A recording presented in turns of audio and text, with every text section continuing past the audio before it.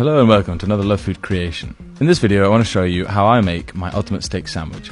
I want to start by making the bread.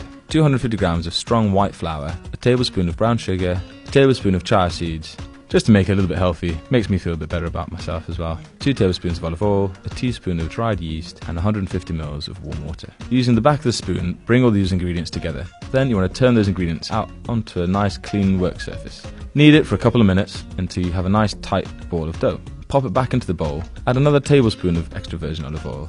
That just helps keep it moist and adds a bit of flavour to the dough. Cling film it up and then put it in a nice warm place to prove for about an hour and a half to 2 hours. So once it's doubled in size, turn it out onto your work surface. Flour up the work surface and just keep folding it in on itself, top to bottom, side to side. I want to keep this dough nice and fluffy, I don't want to work it too much. Slice it in half, and then again, each half you want to kind of roll over and fold over itself. Once you've got a nice sort of ciabatta shape, so it's long, flat looking, put them onto a nice big baking tray and let them prove for another half an hour. So you want to put them in the oven and bake them at 200 degrees for about half an hour. You know they're done if you knock the bottom of your dough and it sounds hollow. In a bowl, using half a garlic clove, just rub it all around that bowl. In a small egg yolk, half a tablespoon of yellow mustard and a pinch of basil. Then the juice of half a lemon, squeeze that in, and using a whisk, combine those ingredients. Whilst you're whisking, pour in about 100 ml of extra virgin olive oil. Keep pouring in slowly until the mixture thickens up and resembles more of a mayonnaise. Then a little pinch of salt, a little pinch of pepper, just to season it up. I like to add a dash of Worcester sauce. Whisk it in, and then you can set that aside in the fridge. Moving on to the steaks. So I'm using 2 rather large rump steaks here. I haven't seasoned them before I grill them. The reason for this is because I want to season them after I've cooked them. I don't want any of the flavour or juices leaching out because of the salt on the steak. In a really hot griddle pan, just place them in and then turn them around so that you get a nice sort of cross-section of caramelisation across the steak.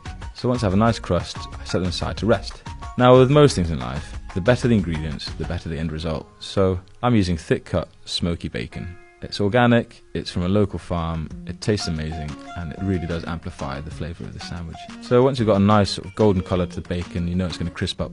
Take it away, and in the same pan that you fried the bacon, throw in about 100 grams of chestnut mushrooms.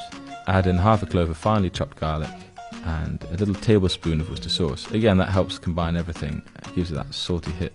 In the same pan that you cooked the bacon and mushrooms in, add 10 grams of butter, followed by a finely sliced red onion.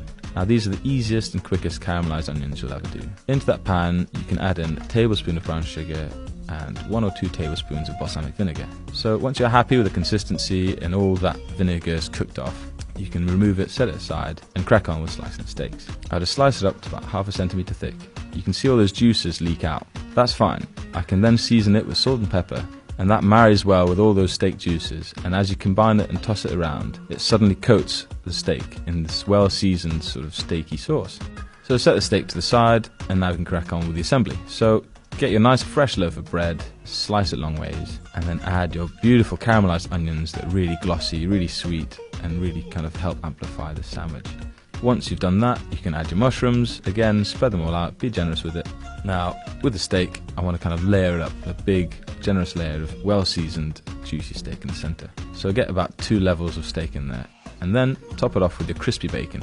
Again, that adds to the texture, it's crunchy, it's salty, and it works really well in sandwiches. Bacon in sandwiches is always a winner for me. I like to put on a little bit of red onion, but I've soaked all these thin red onion slices in a little bit of lemon juice and water. It kind of mildly pickles the onion, and it takes away that really strong sort of flavour. Then just get your emulsion sauce, it's nice and cool, and you can just be generous with it, pour it all over your steak sandwich. Top it off with some basil. Again, that just helps add to the freshness, it's summery. Top it off with the other half of the bread, slice it up, and you can serve it straight away. This is my ultimate steak sandwich, so of course, feel free to change it and adapt it in any way you see fit. But for me, there's nothing better than this sandwich in the summertime.